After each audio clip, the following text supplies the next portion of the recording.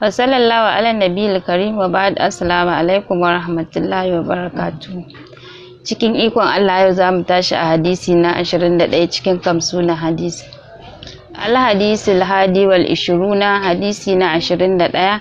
Qala Rasulullahi sallallahu alaihi wa sallam, manzon Allah tsira da amincin Allah su tabbata a gare shi ya ce, la yamshi ahdukum fi na'alin wahidin, kada ɗayan ku yayi tafiya a cikin takalmi guda ɗaya. Rawahul Bukhari wa Muslim, Bukhari da Muslim ne suka rawaito. Al-hadisu sani wal 20, hadisi na 22. Qala Rasulullahi sallallahu alaihi wa sallam, manzon Allah tsira da amincin Allah su tabbata a gare shi ya ce, idza anta al ahadukum falyabda bil yamini, idan ɗayan ku zai sa takalmi to ya fara da dama. Wa idza naz'a falyabda bil shimali, idan kuma zai tube to ya fara da hagu. Rawahul Bukhari wa Muslim, Bukhari da Muslim ne suka rawaito. To masu kallon mu, da wannan hadisin muka kawo ƙarshen shirin namu na wannan sati, sai Allah ya sake sada mu sati na gaba.